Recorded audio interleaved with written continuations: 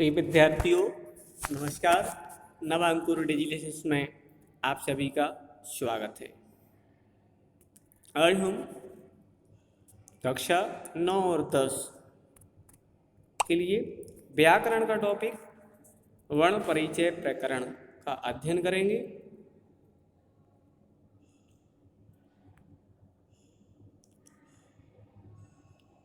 क्या नाम है चैप्टर का? वर्ण विचार, प्रथम अध्याय। ठीक है, देखो वर्ण से आशय वर्णमाला, ठीक है ना। जो हमारी भाषा की इनकी जो भाषा लिखी हुई है, क्या लिखी हुई है? भाषा की सबसे छोटी इकाई को वर्ण कहते हैं। जैसे आपने कोई भी नाम लिखा, राम लिखा, जैसे अब राम लिखा तो उसमें क्या है? रा और मा, और बीच में आ भी लगा हुआ है। तो ये अलग अलग जो है अक्षर है, इनको हम क्या कहते हैं? वर्ण कहते हैं। और अगर बोलते समय ओरली इनको क्या बोलेंगे हम? ध्वनि। तो जो भाषा की सबसे छोटी इकाई है उसको हम क्या कहते हैं? वर्ण कहते हैं। ठीक है, तो भाषा की सबसे छोटी इकाई को वर्ण कहते हैं। पाणिनि ने वर्णमाला को 14 सूत्रों में प्रस्तुत किया है। परंपरा के अनुसार महेश्वर ने अपनी नृत्य की समाप्ति पर जो 14 बार डमरू बजाया, उससे ये 14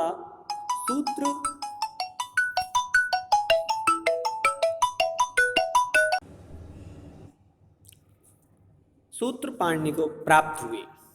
जैसे एक श्लोक के माध्यम से बताया है, नत्तावसाने नटराज राजो ननाद ढक्काम नव पंचबारम उद्धर्तु कामः सनकादि सिद्धाने तद विमर्श शिव सूत्र जालम। ये सूत्र इस प्रकार है: अ इ उ न रि ल ऋ क ए ओंग ऐ औ च है य वर ट ल न य मंगलनम झा व ए घ ढ धश जब गढ़ दश जव गढ़ दश। और 11वां क्या है हमारा? ख फ छ ठ थ और च ट त व। ये हमारा 11 सूत्र हो गए हैं। ठीक है, ये आपको एक ब्रैकेट में भी नजर आ रहे होंगे, वो इसलिए दिखाए गए हैं कि जब इनके जो प्रत्याहार बनते हैं तो उनमें क्या होता है कि आगे का अक्षर लिए जाता है, ठीक है, और सेकंड थर्ड लिया जाता है। जो आखिरी जो अंतिम वर्ण होता है उसको नहीं लिया जाता है। हाँ, तो इस प्रकार से ये हम क्या बनाते हैं? प्रत्याहार बनाते हैं। जैसे अभी आप अभी देखेंगे 12वां क्या कह रहे हैं? 12वां क्या है हमारा? का पाए। और 13वां क्या है हमारा? श श र। और 14वां जो है हमारा वो है हल, हल। ठीक है, तो प्रत्येक सूत्र के अंत में हल वर्ण का प्रयोग प्रत्याहार, ठीक है, बनाने के उद्देश्य से किया गया है। जैसे आयुन में अणा हल वर्ण है, इन्हें प्रत्याहारों के अंतर्गत आने वाले वर्णों के साथ सम्मिलित नहीं किया जाता है।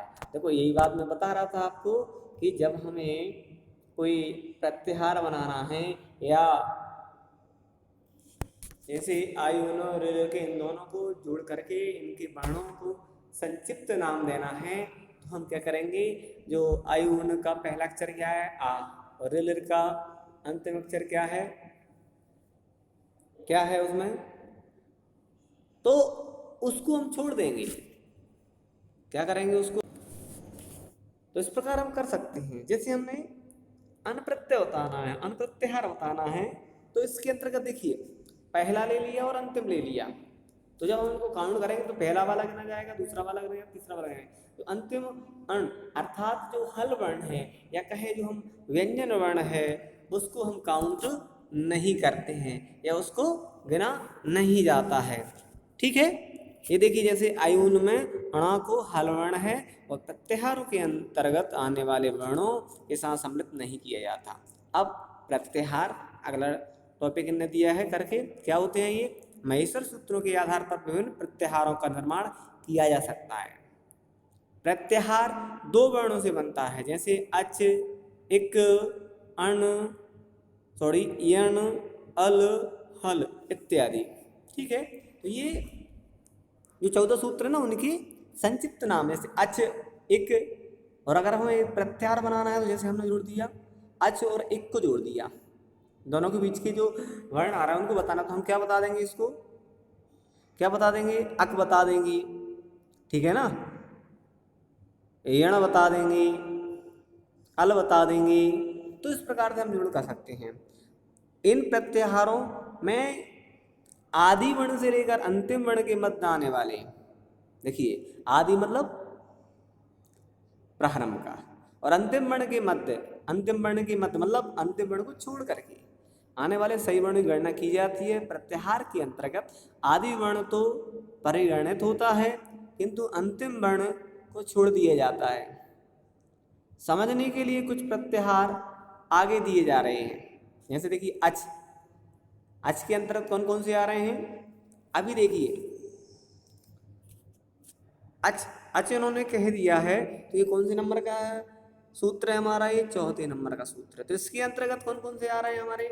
देखिए आ, यू, ठीक है, री, लृ, ए, ओ, ऐ, औ, ठीक है। इसका अंतिम वर्ण क्या है? च, ए, औ, च, ठीक है।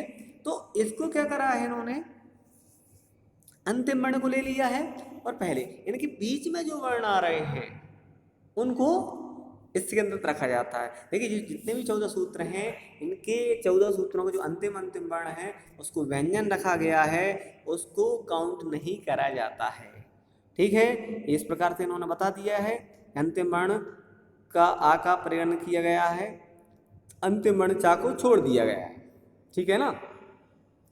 तो देखो अच के अंतर्गत कौन कौन से वर्ण आए हैं? सारे हमारे स्वर वर्ण आए हैं। ठीक है, तो जैसे स्वर संधि को अच संधि भी कहते हैं, ठीक है, और व्यंजन संधि को हल संधि, या हम कहें जितने भी जो व्यंजन वर्ण होते हैं वो हमारे हल कहलाते हैं। ठीक है, जैसे बता दिए गए हैं इन्होंने, हल मतलब पांचवें सूत्र के प्रथम वर्ण हा से लेकर, पांचवें सूत्र यही है ना हमारा, हा या वरट, मतलब हा से लेकर के, और 14वां सूत्र क्या है? 14वां सूत्र क्या है हमारा? हल, मतलब अंतिम वर्ण क्या होगा? ला, मतलब यहां से यहां तक के 14 सूत्र अंतिम वर्ण में ला के मध्य सभी वर्ण ये इन्होंने एक एक करके दे दिए गए हैं, इसलिए उनको क्या कह देते हैं? हल वर्ण कह देते हैं। इसके अंतर्गत सारे हमारे जो व्यंजन वर्ण वो आ गए हैं, और अच के अंतर्गत सारे हमारे स्वर वर्ण आ जाते हैं, इसलिए उनको अच वर्ण कह देते हैं, या इनको हल वर्ण कह देते हैं, इनको व्यंजन वर्ण को।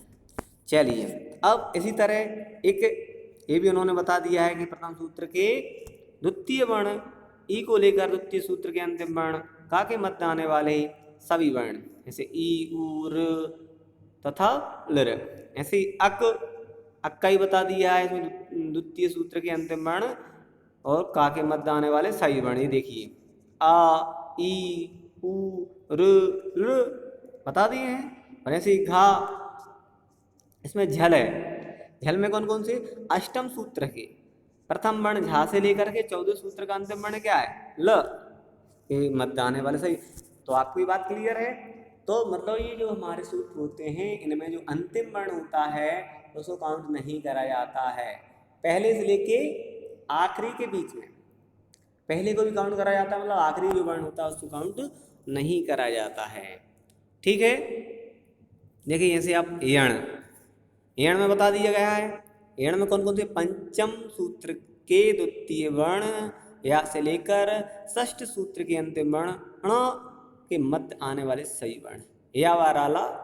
ठीक है, संधि आदि के नियमों को समझने के लिए प्रत्याहार ज्ञान अत्यंत आवश्यक है। ठीक है, वर्ण दो प्रकार के होते हैं, स्वर तथा व्यंजन। स्वरों को वो मैंने बता दिया आपको, स्वर को अच भी कहा जाता है। जो वर्ण किसी अन्य वर्ण की सहायता के बिना ही बोले जाते हैं उन्हें स्वर कहते हैं। देखिए स्वर को समझ लीजिए, स्वतंत्र हैं, इनको बोलने के लिए किसी की आवश्यकता नहीं होती है, उन्हें स्वर वर्ण कहते हैं। अब ठीक है, अब स्वर के भी कितने वेद बता दिए गए हैं, 3 वेद होते हैं। स्वर के 3 वेद होते हैं, ह्रस्व, दीर्घ और प्लुत। ह्रस्व स्वर मतलब जिन स्वर के उच्चारण में एक मात्रा का समय लगे उसको ह्रस्व स्वर कहते हैं। ये संख्या में कितने हैं, 5 हैं। या जो कहें जो छोटे होते हैं, ठीक है, या जिनको बोलने में कम समय लगे, ठीक है। जैसे क्योंकि देखिए जो स्वरतंत्री होती है हमारी, वो स्वरतंत्री के बोलते समय जिसमें कम समय लगे, ठीक है, उसमें जैसे इनने कह दिया है, क्या कह दिया है कि एक मात्रा का समय लगे, है ना, जिससे आपको कंफ्यूज नहीं होना, मतलब जिनको कम से कम समय में बोला जा सके, ठीक है, उसको ह्रस्व स्वर कहते हैं। उनकी संख्या कितनी होती है, 5 होती है। देखिए आपने हिंदी में यहाँ तक पढ़े होंगे, आ तक, ई, उ और अभी संस्कृत में लर भी रहता है। इन्हें मूल स्वर भी कहते हैं, ठीक है। जो दीर्घ स्वर होते हैं वो इन्हीं मूल स्वरों से मिलकर बने होते हैं। दीर्घ स्वर जिस स्वर के उच्चारण में 2 मात्राओं का समय लगे उसे दीर्घ स्वर कहते हैं। इसकी संख्या 8 है। आ, ई, उ, ये बड़ी रेरेसी कैसी बनती है, जो छोटी रेरेसी बनती है उसमें ही हम 3 बना देते हैं तो हमारी बड़ी रेरेसी बन जाती है। ए, ऐ, ओ, औ, ठीक है। और इनमें लर ध्वनि का दीर्घ रूप लर केवल वेदों में प्राप्त होता है। बड़ी जो लर हो ये भी बड़ा होता है, लेकिन ये केवल वेदों में प्राप्त होता है। तो अंतिम 4 वर्णों को संयुक्त वर्ण भी कहते हैं, ठीक है। कौन कौन से को, ए, ऐ, ओ और औ, क्योंकि ये 2 स्वरों के मेल से बने होते हैं, इसलिए इन्हें क्या कहा जाता है, संयुक्त वर्ण, संयुक्त स्वर वर्ण, ठीक है। अब ये देखिए इन्होंने बता दिया, आ, ई मिलके ए बन रहा है हमारा, आ और ए मिलके क्या बन रहा है हमारा, ऐ बन रही है। ये आप संधि में पढ़ोगे, ठीक है ना। आ और ऊ मिलके ओ बन रहा है हमारा, आ और ऊ मिलके औ बन रहा है। अब हमारी बात करते हैं प्लुत स्वर की। प्लुत स्वर क्या होते हैं, जिस स्वर के उच्चारण में 3 या उससे अधिक मात्राओं का समय लगे उसको प्लुत स्वर कहते हैं। जब किसी व्यक्ति को दूर से पुकारते हैं, मुख्यतः जैसे नाटक हुए, रंगमंच, है ना, या जो हवन इत्यादि होते हैं उनमें है इस प्रकार की ध्वनि का प्रयोग करा जाता है। जैसे इन्होंने लिखा है, तब संबोधन पद के अंतिम वर्ण को 3 मात्रा का समय लगाकर बोलते हैं, मतलब खींच कर बोलते हैं। जैसे ओ, प्लुत स्वर को 3 की संख्या से दिखाया जाता है। उदाहरण के लिए कृष्ण, ये 3 लिखा हुआ है, अत्र गौश्चरति, ओ, कृष्ण अत्र गौश्चरति, ओम के ओकार का उच्चारण सर्वत्र प्लुत ही होता है, ठीक है।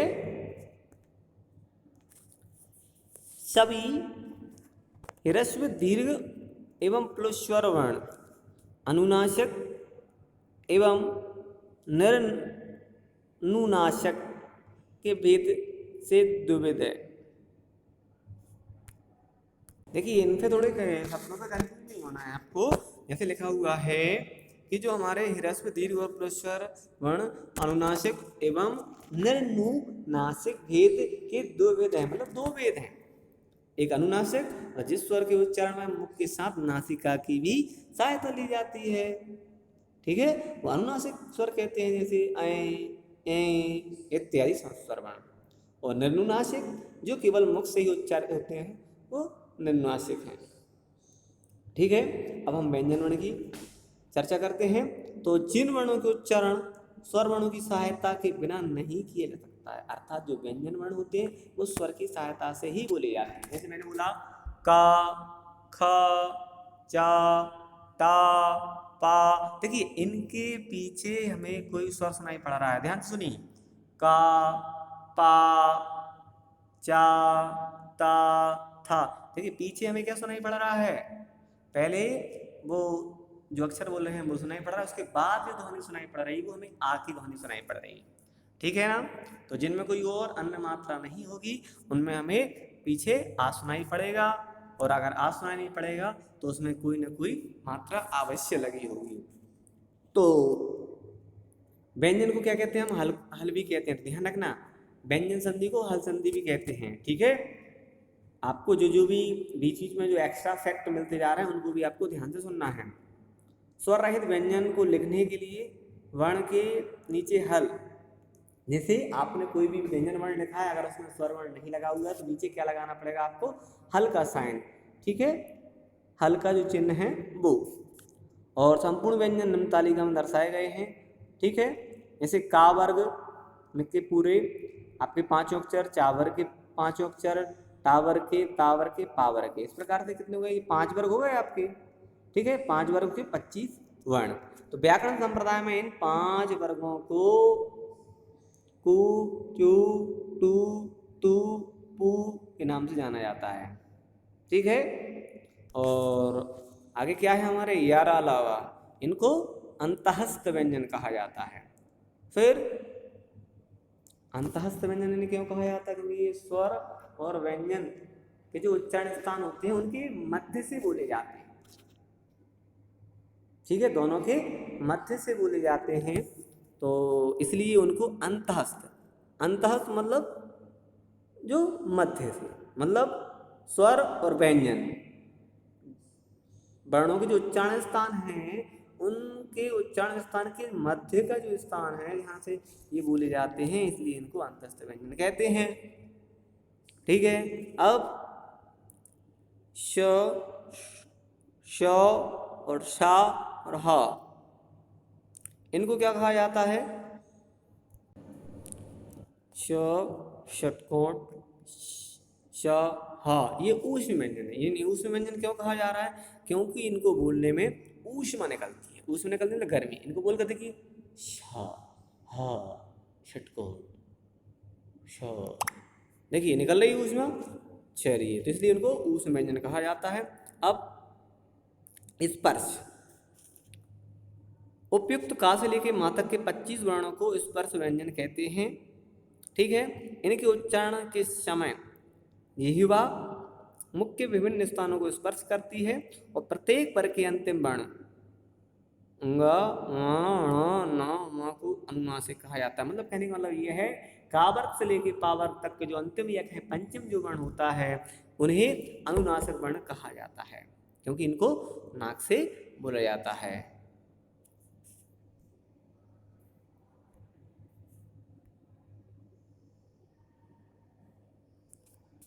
तो धन्यवाद। इसका जो आगे का पार्ट है वो हम अगली वीडियो में देखेंगे।